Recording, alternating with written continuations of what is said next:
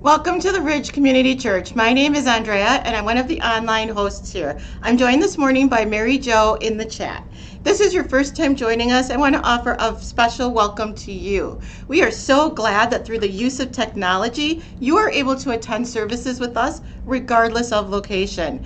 And you picked a great week to do it too. We are just kicking off a new series called Anxious for Nothing. I don't know about you, but I seem to be anxious about everything lately. Work, relationships, volunteer commitments, and I know this is a prison of my own making. That's why I am so excited that over the next 4 weeks, we are going to learn how to break down those confines that we've created for ourselves and start to find some peace. Before we head into the auditorium at our Greenfield campus, I want to let you know that we also have a location in Oak Creek. And if you're ever near either one, we would love to host you there too. And if you want help planning that visit, just fill out our connection card and we will hook you up.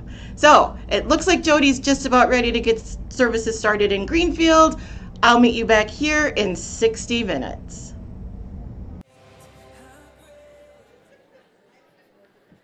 Well, hey everybody, welcome to the Ridge Community Church. My name is Jody and I am on staff here. Awesome to be with you. And hey, you picked a great week to be here because we're kicking off a brand new series called Anxious for Nothing. We're going to deal with the issue of anxiety, and really behind the scenes, this is one that we've been waiting months for. So we're pretty pumped about it. You know, I'm not sure if you're aware of this, but anxiety as a general issue in this country is a huge deal. 1 out of every 3 adults deals with some form of anxiety disorder, which means if it doesn't directly impact you, it most likely impacts somebody you know. And as I was kind of reading some of the research getting ready for today, I started to kind of track with my week all the points where the anxiety kind of came up. You know, my husband was out of state for a few days, so I was anxious about the weather and how much I was going to have to shovel without him.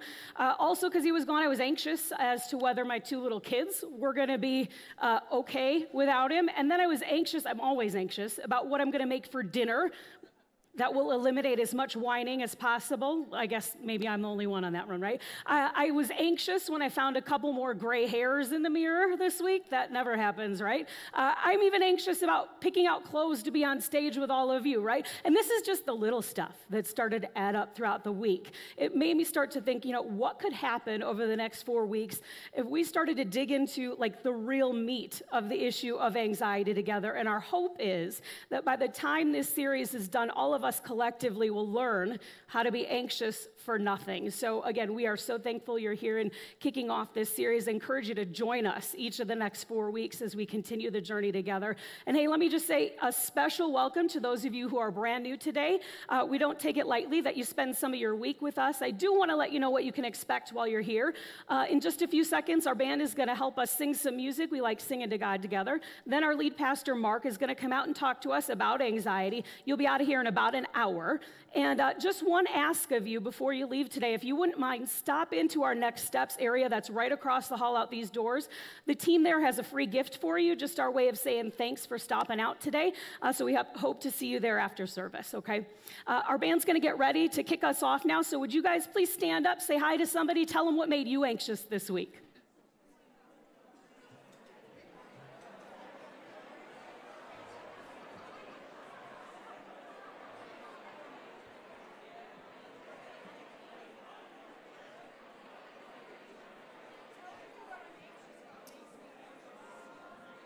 Well, good morning, everyone. I'm Bob, and this is Felicia. We're so glad that you've joined us today. And we're going to get things started, like Jody said, by singing a few songs together. So if we would please remain standing, and we'll get started. Oh, we look to the sun, set our eyes on the Savior, see the image of love, sing His praises forever. Oh, we look to the sun.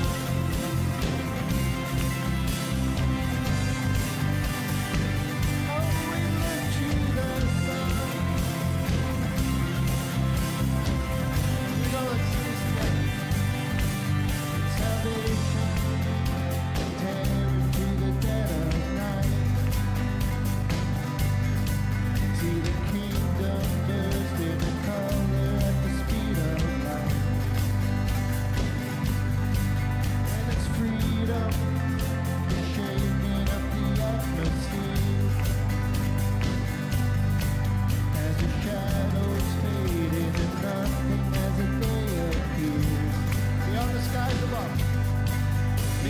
the skies above, love reaching out for us, the everlasting one, Jesus our God.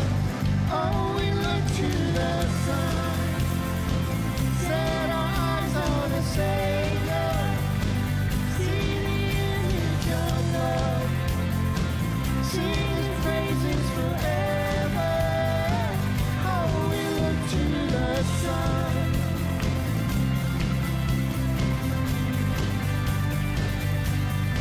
And creation waking up, the kingdom come.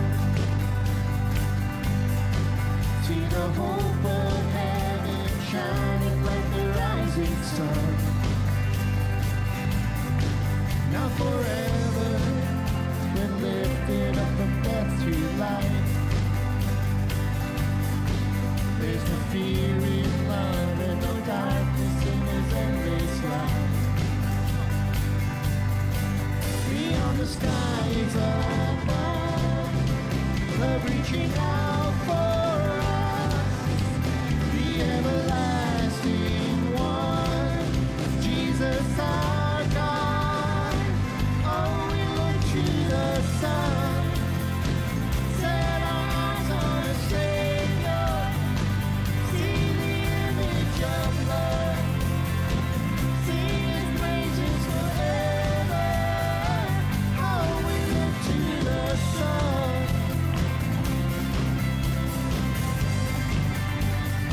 Oh, we look to the sun.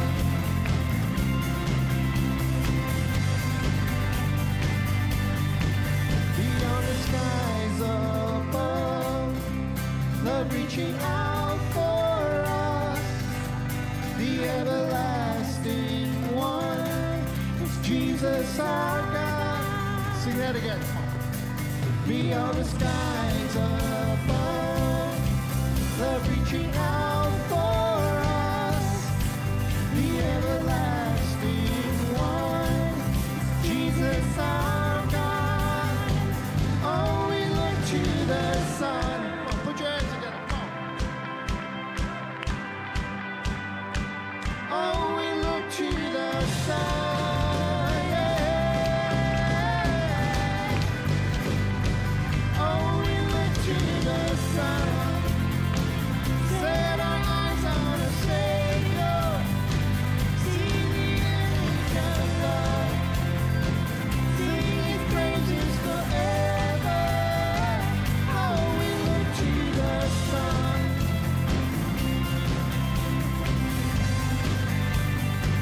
Oh, we look to the sun. Yeah. Come on, look.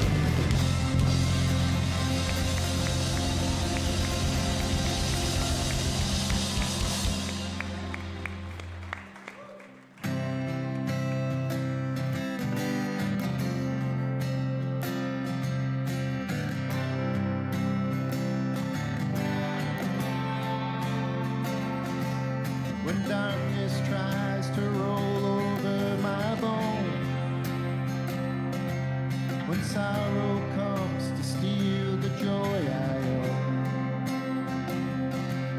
when brokenness and pain is all I know, well, I won't be shaken, no, I won't be shaken, 'cause my fear doesn't stand a chance when I stand in your love. My fear doesn't stand a chance when I stand in your love. My fear doesn't stand a chance when I stand in your love.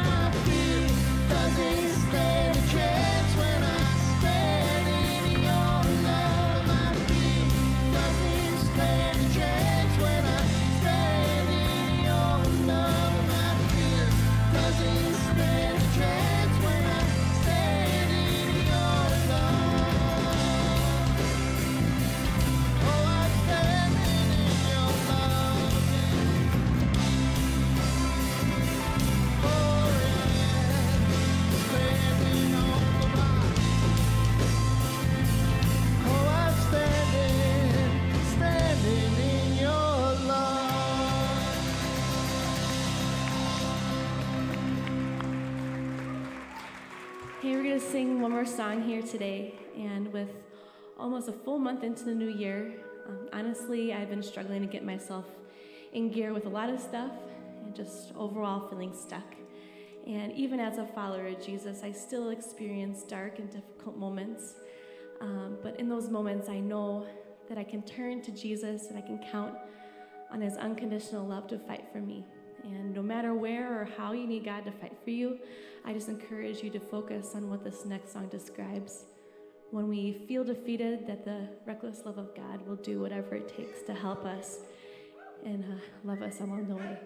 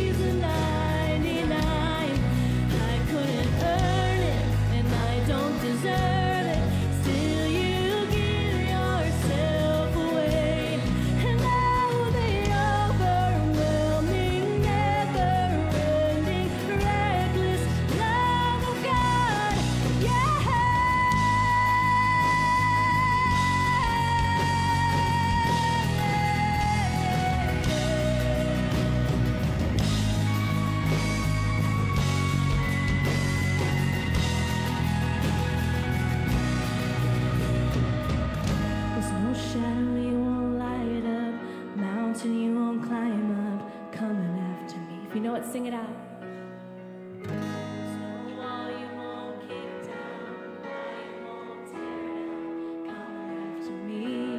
Sing it again. There's no shadow you won't light up, mountain you won't climb up, coming after me. There's no wall you won't kick down, lie you won't tear down, coming after me. There's no shadow.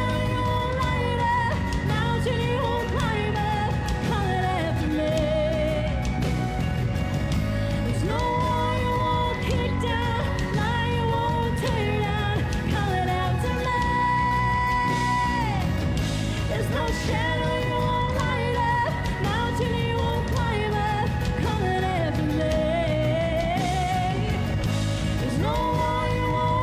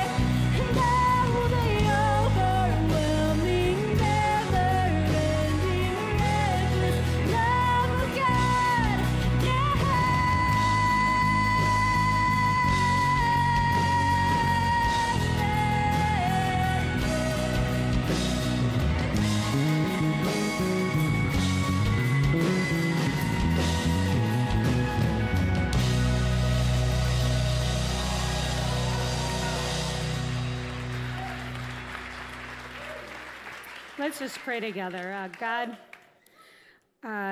thanks for not limiting your love for us to a scope we can understand, God. Some of us needed this reminder this morning, and so, God, we just pray that you take what we're feeling right now and you remind us of this the rest of the day and the rest of the week to come. God, thank you so much for sending your son. Thank you for sending him for each and every one of us. We pray this in his name. Amen. Thanks for doing that. Will you have a seat?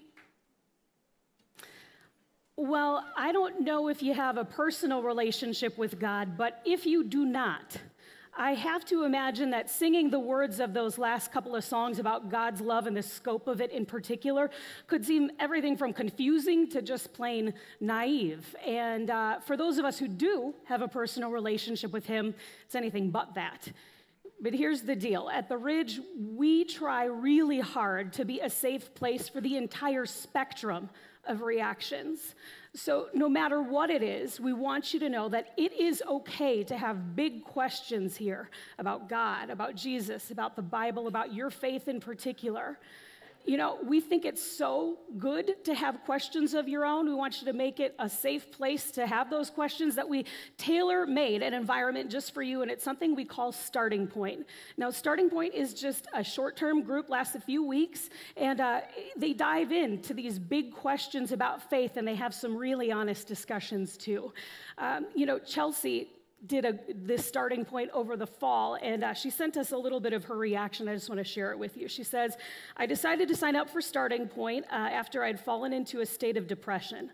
I was questioning my faith. I was wondering if God was even real. If he wasn't, what was the purpose of life? I decided I needed to find the answers to all of the questions I had. I was not okay going through life always wondering. I was met by amazing leaders who made us feel welcome and loved. It is a really great group for anyone. If you have no faith or if you're unsure of your faith, I think it will be very helpful. Each week, I left wanting to know more, and by week 6, I did feel sure of my faith, and I knew I needed to publicly proclaim Jesus as my Lord and Savior. On November 24th, I was baptized at the Ridge. I made a decision to follow Jesus, and then I baptized my sister. I am so thankful I found this group. It really was the starting point to my journey with Christ. Chelsea. Yeah. Now, here's the deal. I don't know what your questions are. I don't know if your Starting Point story is going to be the same as Chelsea's. It probably won't be. It's going to be your version of the truth. But let me just ask you, isn't it worth the investigation and the time to get your own answers? It is your faith journey after all, right? We think it will be more than worth your time. And here's how you sign up for Starting Point. You just walk across the hall into our Next Steps area right after service. It'll take you maybe 2 minutes to register. The team there will get you signed up real quick and easy. You can also just pull out your phone. It's okay to do that here. You can go on our Starting Point website. You can click on that tab and register yourself right now if you want to. Again, we think it's going to be more than worth your time. And let me just say something else to those of you who faithfully and regularly give here at the Ridge. See, you taking a step in your faith journey through generosity to God actually plays a part in faith stories and journeys like Chelsea's. And it is amazing to see God at work every week around here in stories just like that. So we're going to move into a time of offering together right now. And hey, if you're a guest, please, we want nothing from you. Just be our guest today. But if you call yourself a Christian and the Ridge is your home, man, this is our honor. This is our privilege to come together and to do this in a sacred way every week. So you can join us by giving digitally. A lot of us do that. You can text in. We'll bounce you a link. Just click on that and follow the process through. Or you can always give in the buckets as the ushers come down the rows in just a moment. And you can grab an envelope from the seat back in front of you if you'd like to give that way. Ushers, would you please come forward? Let's bring our offerings to God together.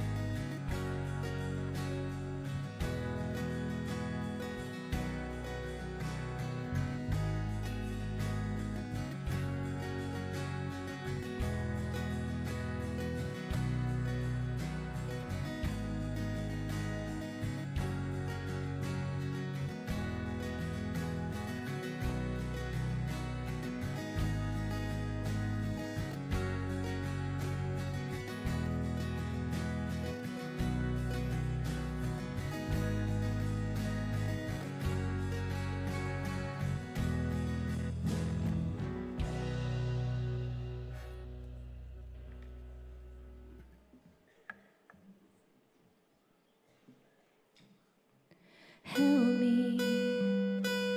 It's like the walls are caving in. Sometimes I feel like giving up, but I just can't. It isn't in my blood.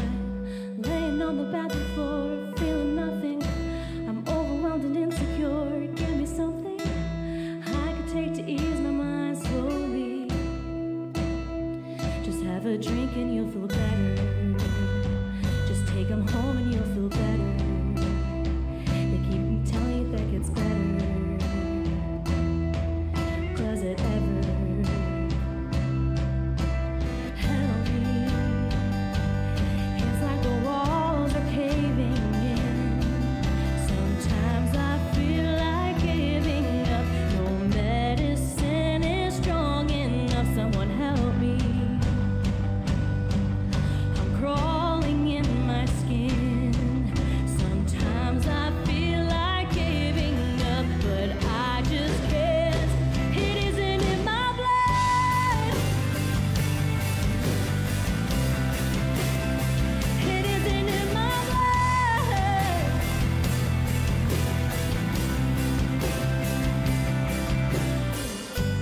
Looking through my phone again, feeling anxious, afraid to be alone again. I hate this. I'm trying to find a way to chill. Can't breathe. Oh, is there somebody who can help me? It's like the walls are caving in. Sometimes I feel like giving up. No medicine is strong enough. Someone help me. I'm crawling in my skin. Sometimes I feel like giving up, but I just can't. It isn't in my blood. It isn't in my blood.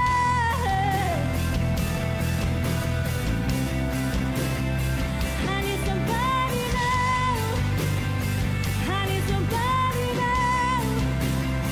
Someone to help me out. I need somebody now.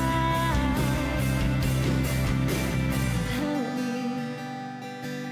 It's like the walls are caving in. Sometimes I feel like giving up, but I just can't.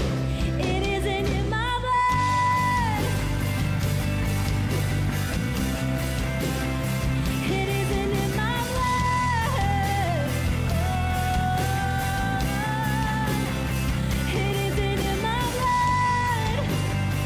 I need somebody now. It isn't in my blood. I need somebody now. It isn't in my blood.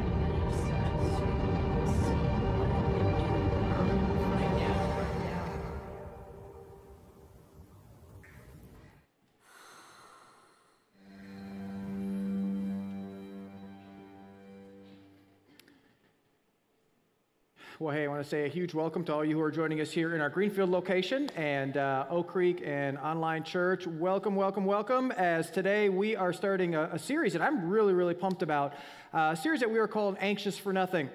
And over the next 4 weeks, we are going to do a deep dive into anxiety. And anxiety is something that is not only near and unfortunately dear to many of you, it is also near and unfortunately dear to me as well. At one time, I actually would not have considered myself an anxious person, but about 2 years ago, I had to actually step away from what I do here, and because of extreme burnout, and so I had to step away, take an extended period of time off, and some of you have heard that story before, or parts of that story, and it's such a critical part in my journey, in my story, and a big symptom of the burnout was I was experiencing increased anxiety in my life. And I was experiencing it across the board, at home, professionally, and all that stuff. But one of the ways it played out on a regular basis for me would be every time I would get up to speak here. And for me, it's the same routine every week. It would be 2 days before, and I would think about getting up to speak in front of people, and all these scenarios would be going in my head. It's like, what if I get up and speak and I forget what I'm going to say?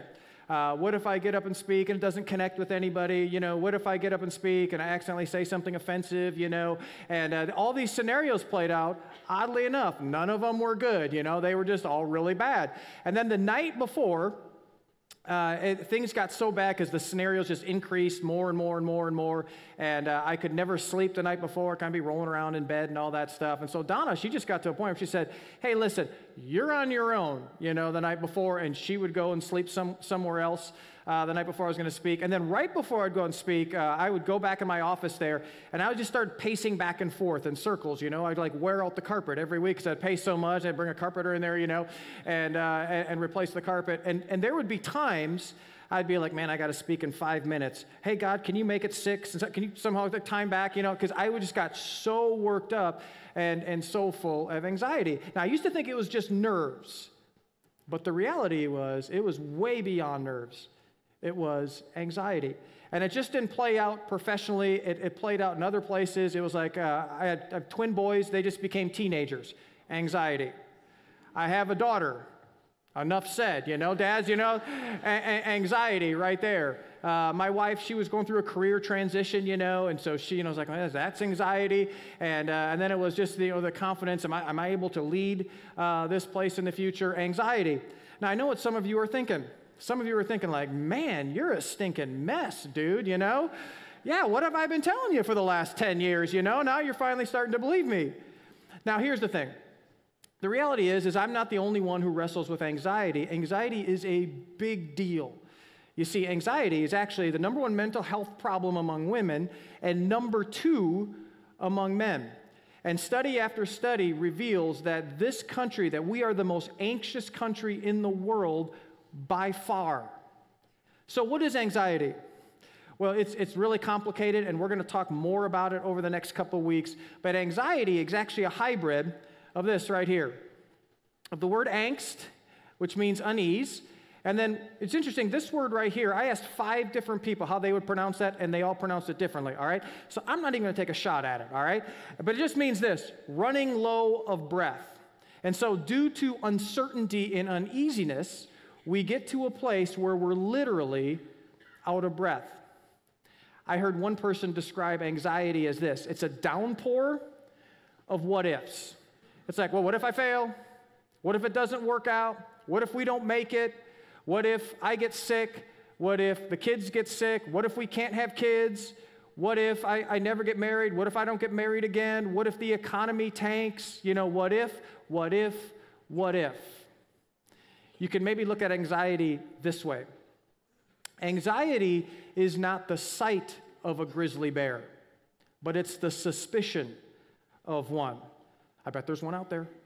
I bet you he's going to come in and he's going to gobble all of us up, So what, if anything, can we do about it? Well, that's what we're going to talk about over the next few weeks. And because anxiety just impacts so many people's lives, I want to encourage you to invite a friend to come with you as we journey on this path to learn more about how to deal with anxiety in our life. Now, there are many causes of anxiety, and we're going to talk about this more in depth as we go throughout the series. But there's a chemical cause it can be circumstantial, and it can be spiritual as well. Now, if you're here and you're dealing with the chemical side of things, and you're really wrestling with it, and it's starting to come up again, listen, get help. I can't encourage you enough. Talk to a doctor. Talk to a psychiatrist. Don't just say, well, it'll get better someday. It'll get better one day. Listen, it may not. And you want to get help before something bad happens. Now, I'm going to focus mostly on the spiritual side, and just so you know, this is like my commitment to you. I'm not going to stand up here for 4 weeks and go, you just need to have faith. Just need to have faith, and it'll all kind of go away. Listen, that's what I was told when I was going through my anxiety issues, and here's the thing. It didn't go away. In fact, it didn't even help me. It just made me feel more guilty about what I was feeling. And so while there is a faith side to this, and we're going to talk about that whole aspect of it, it's probably not in the way that you realize. Now, the passage, and there's going to be a passage that drives our entire series, is actually the most highlighted passage in the entire Bible. Now, if you're a Bible person, you probably think, well, John 3:16 is the most popular passage in the Bible. Actually, this one is. Now, here's just kind of like a side rant, and I don't do many rants, but let me just kind of rant about this just because I feel like I need to for some reason.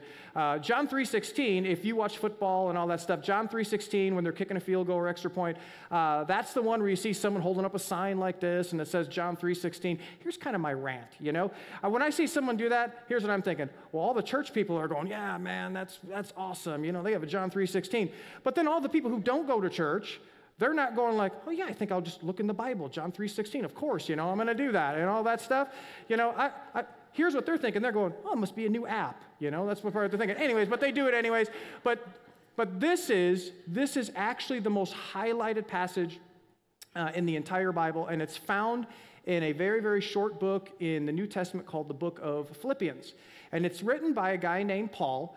And what's interesting, as he writes this letter, it's actually been called the Joy Book. And what's interesting, it's called the Joy Book, but then in the middle of this book, he deals specifically with anxiety. And as we're going to see as we look at these verses over the next couple of weeks, and we just get below the layers of what he has to say, we're going to discover that what he says is not only brilliant, because it's really brilliant as we unpack this whole thing, but it can be life-changing, just due to the fact that just how anxiety is impacting many of our lives. And so here's what our guy Paul writes. He writes this. He writes, hey, rejoice in the Lord always. Literally, celebrate who God is, no matter what's going on in your life. And he says, I'm going to say it again, because I got to say it again, because you're going to hear and you're going to laugh, or you're going to go, yeah, I don't want to do that. And so he goes, I'm going to say it again, rejoice. Let your gentleness be evident to all. The Lord is near, ... Don't be anxious about anything. To which, I don't know about you, I read that and I go, is that even possible? It's important to realize that anxiety is not a sin. It's an emotion. And so what Paul writes is don't be anxious about feeling anxious. And he says, so don't be anxious about anything, but once again, no matter what is going on in your life, by prayer and petition with thanksgiving, present your requests. In other words, no matter what it is, whatever is driving specifically your anxiety, I want you to present your request to God. And then this is interesting, and the peace of God, which is interesting because anxiety and peace are polar opposites of each other. And so Paul says, in the middle of the uncertainty and of our anxiety, that we can actually do some things to experience peace, and not just any peace, but a peace that actually comes from the very hand of God. And here's how you know. It transcends all understanding. In other words, hey, even though everything around me is not good, I'm good. And it doesn't make any sense. And then he says, it'll guard your hearts and your minds. The entry point, which is great, those are the entry points of anxiety in our lives. So they'll guard your hearts and minds in Christ Jesus. Now, as we read this, it's important to keep in mind where Paul is writing this. He's not writing this in a beach bungalow in the Bermuda. He is actually writing this in a prison in Rome. And if you've heard me describe prisons in Rome before, they are just horrendous conditions. And he's actually chained 24/7 to a guard the whole time, which I don't know about you, that's weird. But this is kind of what's going on. And he's waiting trial before the Roman Emperor Nero. And Nero was known for killing Christians in the most inhumane ways. And so Paul knows This is his fate waiting for him. And so it's in this context that Paul writes this letter to this church that's located in the city of Philippi, and he's doing this to encourage them. And he's probably about 60 at the time, half blind. He's bent over like this because he's been beaten so badly in his life. And he has to have someone else write the letter because, as I said, he's chained to a Roman guard. And in this, he writes, "Be anxious for nothing." Now, just please understand, Paul's not saying, don't be anxious. I mean, we can't keep from being anxious. I mean, if you see a grizzly bear, I don't know about you, I'm anxious, you know? And for some of us, you know, we have problems in our life, and you know what? They're going to cause us to be anxious. But what Paul is writing is he's saying this: don't live in a perpetual state of anxiety. I love what author Max Lucado writes. He writes this great book called Anxious for Nothing. It's a tremendous book, tremendous resource. It helped me a lot, not only in this series, but just in anxiety in general. He has this really, really powerful quote. He says this. He says, "The presence of anxiety is unavoidable." In other words, I can't commit to this or anyone else. They can't get up in front of you and say, "Hey, I'm going to help you never experience anxiety in your life." That's not possible. But here's what is possible. But the prison of anxiety is optional.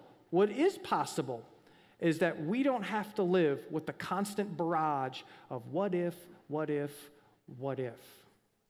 You know, some of you, you're experiencing anxiety. Some of you are experiencing great levels of anxiety because you just have a lot of stuff going on in your life.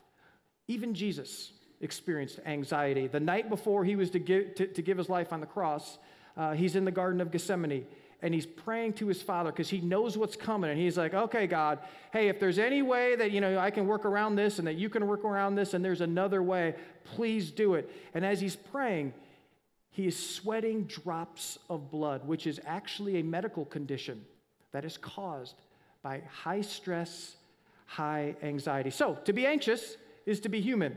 But as we're going to discover through this series is we don't have to live in the prison of anxiousness.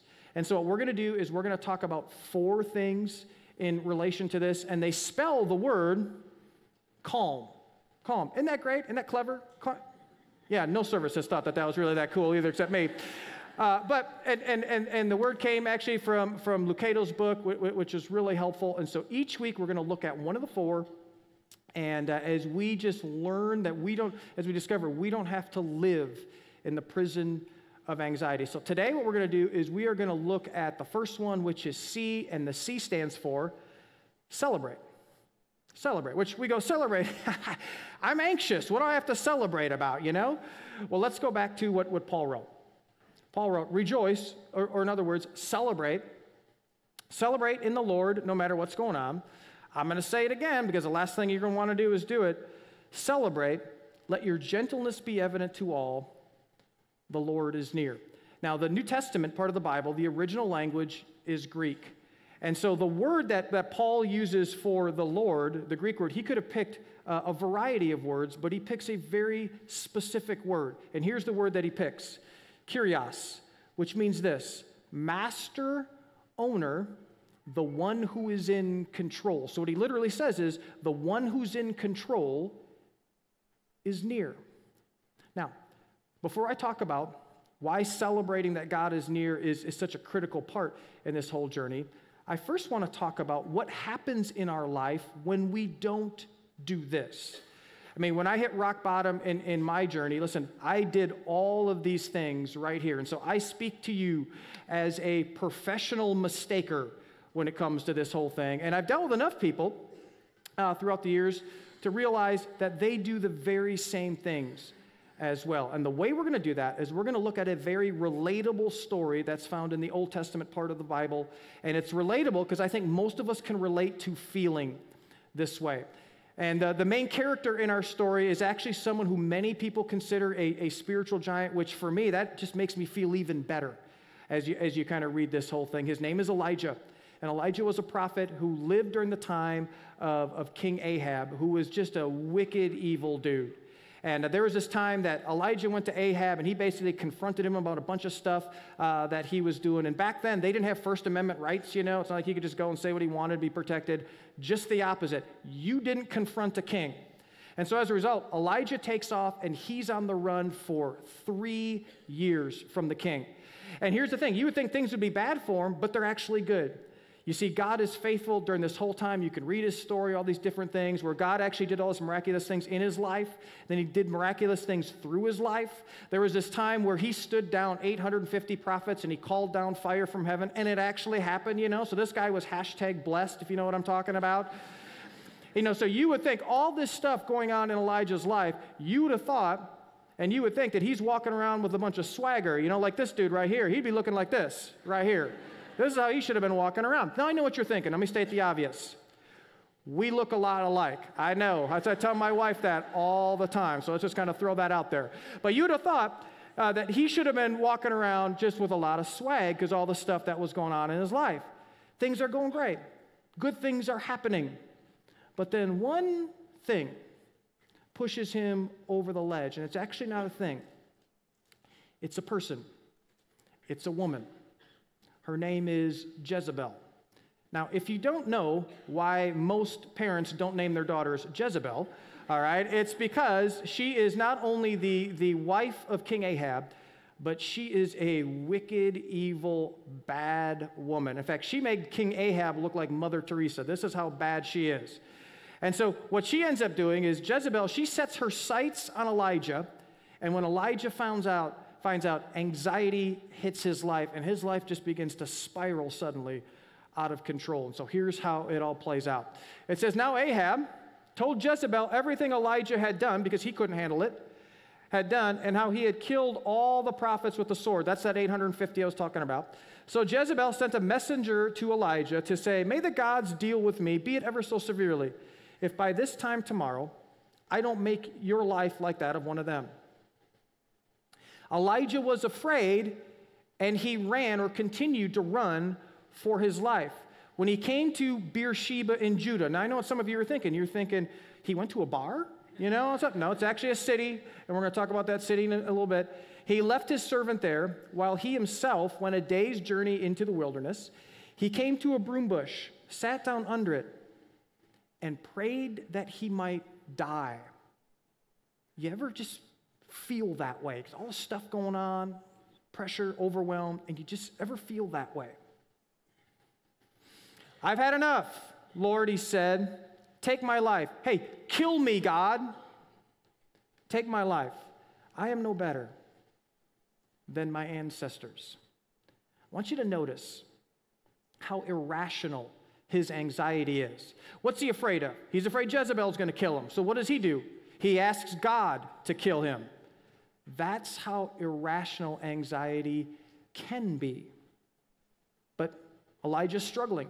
In fact, he's really struggling. He's got real problems. And maybe you're here and you're struggling.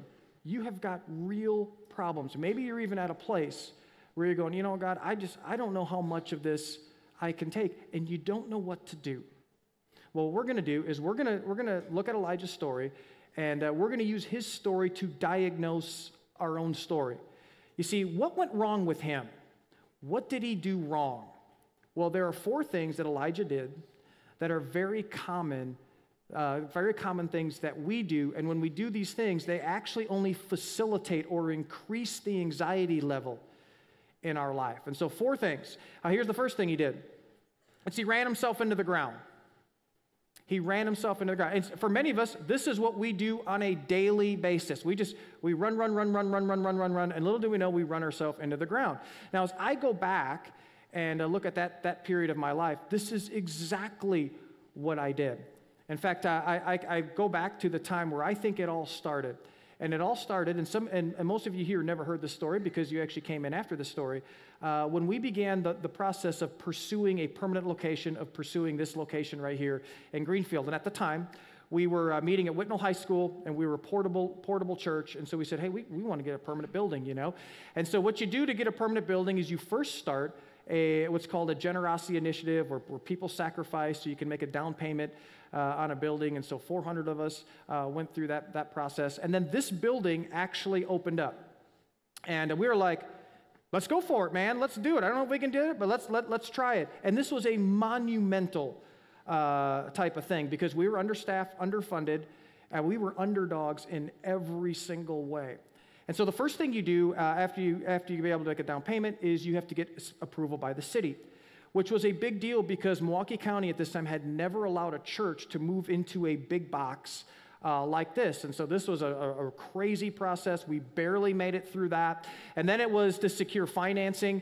And still to this day, I don't have a clue how we got that, but they must have ignored our numbers and the financing, but they gave it to us anyways, gave us financing. And then it was the build out. And we were 90 days, we were roughly 72 days from Easter. And we had to be open by Easter as just kind of a critical thing. And usually a build out this size takes about 90 to 100 days. But they were like, okay, let's go. And so things are humming. They're humming, overtime, in there, boom, boom, boom, boom. Walls are going up and all that stuff. Well, 9 days out, 9 days before Easter, the company that did all of our equipment, tech stuff, furniture, design work, they go bankrupt. And they're the second largest in the country, so it was a real surprise. So here we are 9 days out before Easter. We have no furniture, no equipment, and no backup plan. Now, the last thing I wanted someone to say is, don't be anxious for nothing, I was anxious about everything, and not God is near, God is nowhere. That's exactly what I'm thinking. And so I just was like, I don't know what we're going to do because we're going to shut the doors in 9 days. So I was like, well, okay. So I talked to a couple people. I'm like, hey, do you mind helping? Because we have nothing going on here. And after asking a couple people, this set off a chain of events that to this day it just blows me away. All of a sudden, for the next 5 or 6 days, word got out and people started taking off work. And we started to run 100, 150 people at a time through here over the next 5 or 6 days. And we had people stay until 2 a.m. in the morning.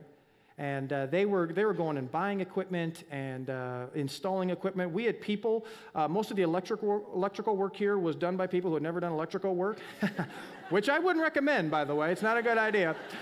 So if something blows on you, that's you know why. And so but just everybody, it was just all hands on deck. It was the most amazing thing. And the building wasn't finished, honest to God, till 10 minutes before our first service on that Easter morning. In fact, when I got up to speak, we had never tried any of the equipment. There was no run through, and we just kind of let it rip from there. And so all of a sudden, we just explode with growth.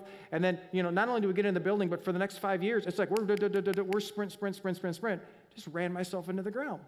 And when you look at Elijah's story, this is exactly what happens. He goes through a busy season of ministry, and then he says he runs to Beersheba, which is 100 miles away. So he runs an ultra marathon on top of the busy season, so he's completely depleted.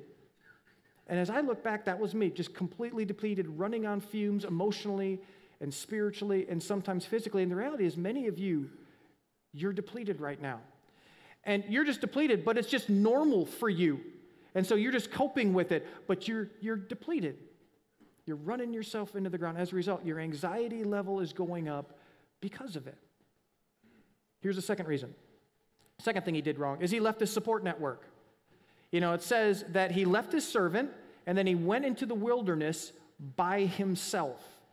And this is what I did. I started to remove myself from the very people who had always been there to help me and support me when times got tough. And this is what most of us do. And I think the reason most of us do this is because we feel ashamed for some reason. We feel ashamed of the things that we're thinking, the things that we're feeling, maybe even the things that we're doing. I know for me, I was like, well, I'm a pastor. I'm supposed to stand up in front of people and present, a certain thing of strong faith and all that stuff. And here I was feeling this way and thinking these things. I just felt ashamed.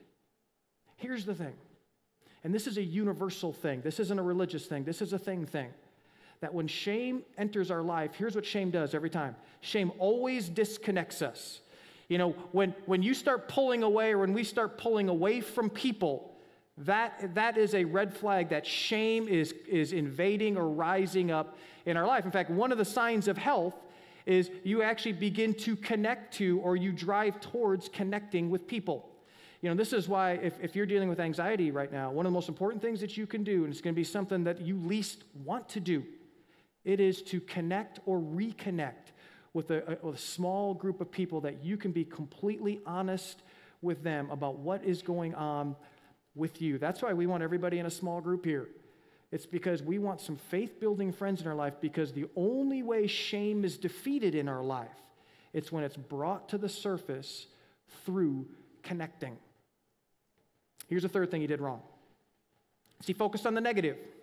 Now, on week 3, we're going to talk a lot about this, but if you just read Elijah's story, it's like he'll just go through, this is bad, this is bad, this is bad, this is bad. It's like everything is bad.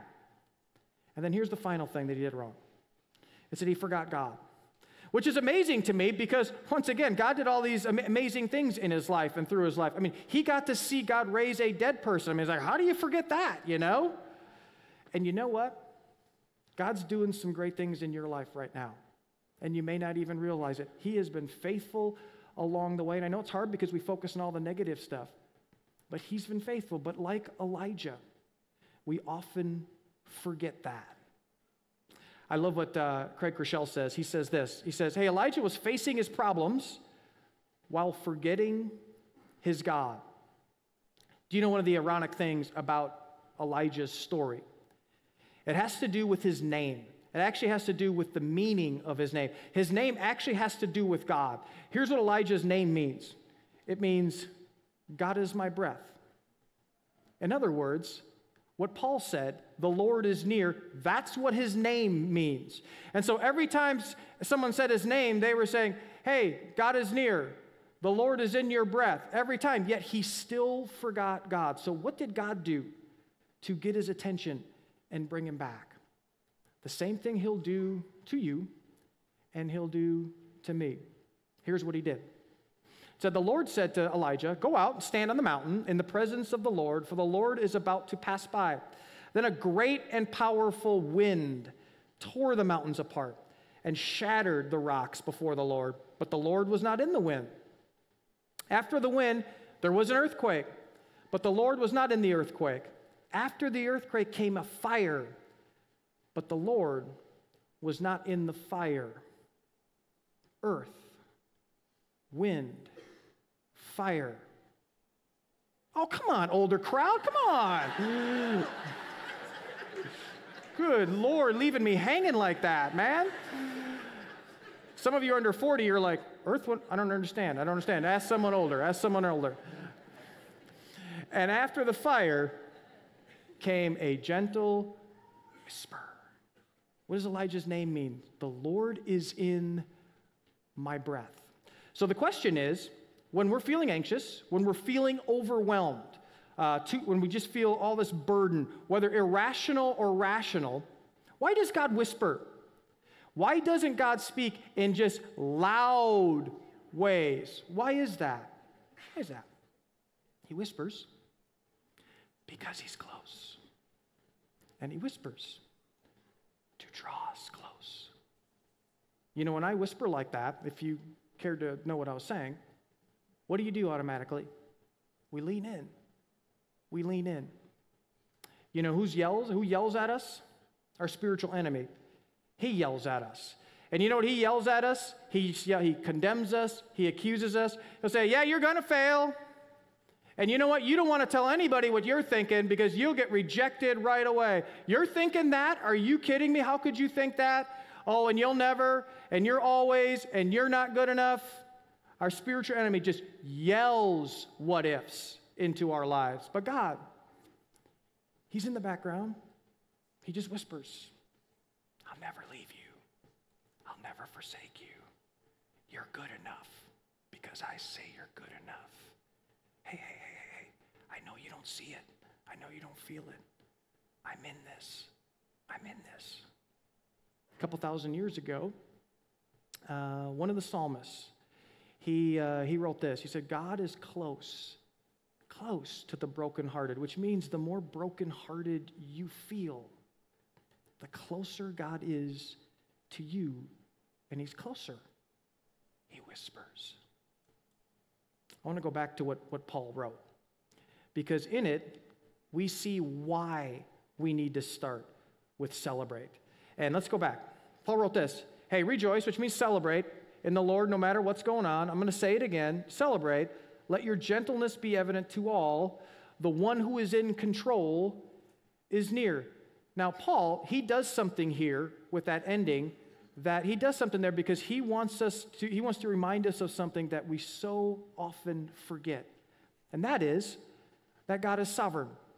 Now, that's not a word that we throw around a lot. What does God is sovereign means? It means this. A big part of God's character is he is perfectly involved and in control of all things. That when we just feel like it's too much and where is God and everything is spinning out of control, God is in complete control. I want you to think about this. When we're anxious, what do we tend to focus on? We tend to focus on all the what ifs. Well, what if that doesn't happen? What if this happens? And when we focus on the what ifs, what happens? We feel anxious. And then when we feel anxious, what's our reaction? Well, we have to deal with or cope with the anxiety in some way. And how do we do that? For most of us, we try to control things more, which I don't know about you, but every time I seem to try to control something, it always gets worse because most of the things I try to control are out of my control anyways. And so we try to control things that we can't control. What ends up happening? We feel even more anxious. We feel even more anxious. And we just get in this cycle, and it goes over and over. And as a result, we're more afraid and we're more anxious. And so Paul says, hey, instead of focusing on the what ifs, here's what I want you to do. I want you to focus on the what is. Well, what is, Paul? God is near, and God is in complete and total control. That even when we don't feel like he is, he is. That's why we start with celebrating who God is. Well, another interesting thing about Elijah's story, it's another ironic thing. And if you never heard his story before, I mean, it's just kind of funny and ironic at all the same time. What's he afraid of? He's afraid that he's going to die. So what does he pray? That God would kill him. And if you don't know the rest of his story, here's what happens to Elijah. He never dies.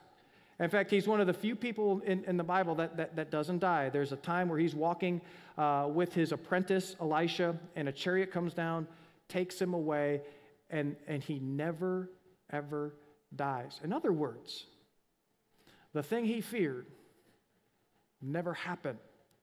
And listen, if you're afraid that someday you're going to die, I mean, I'll be honest with you, I can't take that one away from you.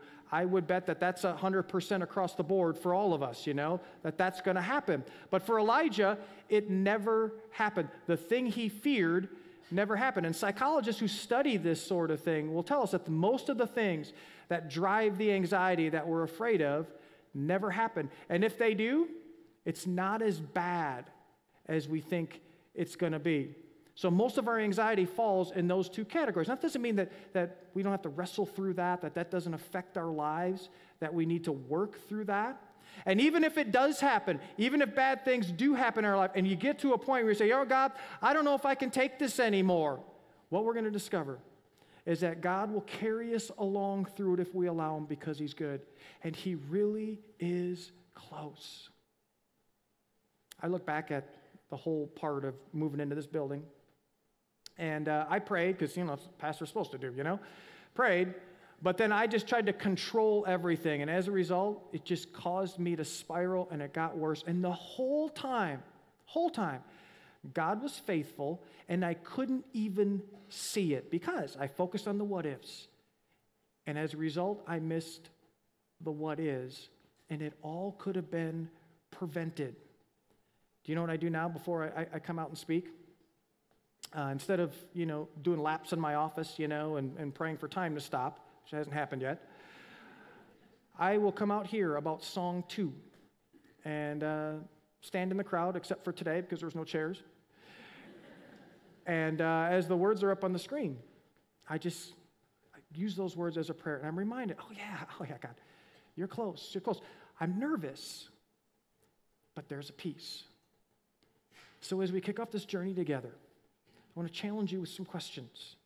And first question is, what are you going to focus on? Because here's the reality. You're going to focus on something. You know, you cannot not focus. You're going to focus on something. So are you going to focus on the what if? And you know where that what if, you know where that's going to go. Or would you break the cycle? And would you focus on what is? That God is near. He's whispering into your life. And He is in total control. It's why 2,000 years ago, the Apostle Paul, chained to a Roman guard, waiting execution, was able to write this letter to a group of Christians back then. And not only then, it's a letter that has echoed throughout the centuries. And he writes it to you, and he writes it to me, and he says, hey, celebrate who God is no matter what. I'm going to say it again because it's critical. It's critical. Let your gentleness be evident to all, because that's going to be a byproduct of this. The one who is in control is in complete control. He is right in there with you. So don't be anxious about feeling anxious, but in every situation by prayer and petition with thanksgiving, present whatever is causing your anxiety to God. And the peace of God. Things aren't going well, but I'm well. Will guard your hearts and your minds in Christ Jesus. You see, the celebrate piece, it's not, we don't do it because we feel it, because we're never going to feel it. It's a choice. And it's a choice we should make every time, because in the midst of all the what ifs, we can experience what is. Now, next week, as we move into week 2, we're going to talk about the critical piece of this whole thing and how we get to experience God's peace. But before we do that, I thought we'd just kind of begin the journey together by doing something that we don't do that often. And here's what I'm going to ask you to do. I'm going to ask everybody to bow their head and close their eyes. And even if you're not a God person or a church person, I want you to do this with me. And online, I want you to do it with me as well. And as you just kind of close your eyes for a minute, I'm going to ask you a couple questions. What is causing anxiety in your life right now?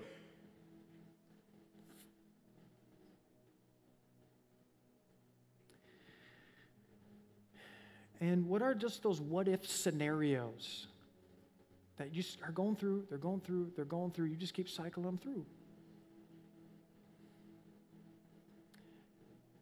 Would you just, right now, just start to break the cycle? And just throw up prayers like this. Hey, God, I can't see that you're close. Would you help me to see? I can't hear. Would you help me to hear? God, would you help me to just have a sense that you're in the middle of this with me?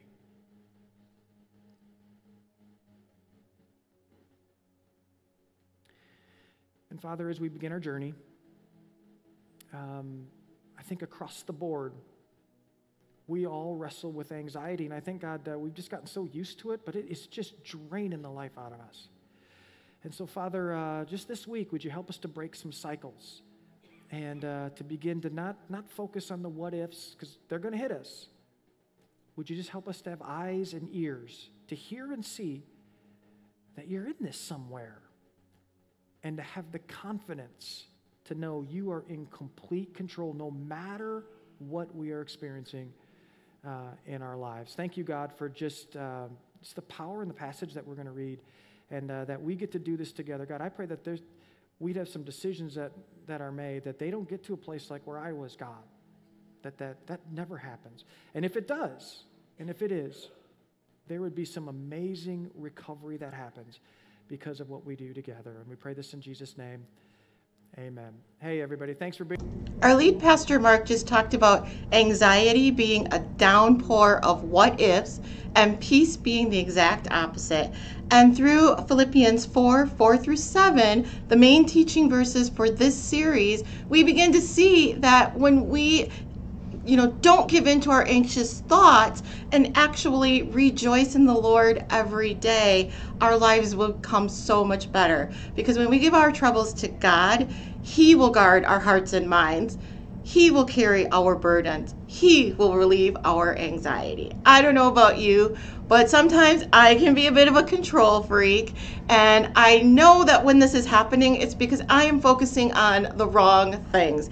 And perhaps this is true for you too. So I guess that's our challenge for the week. Are we going to continue to focus on the what ifs, or instead turn our attentions to the what is?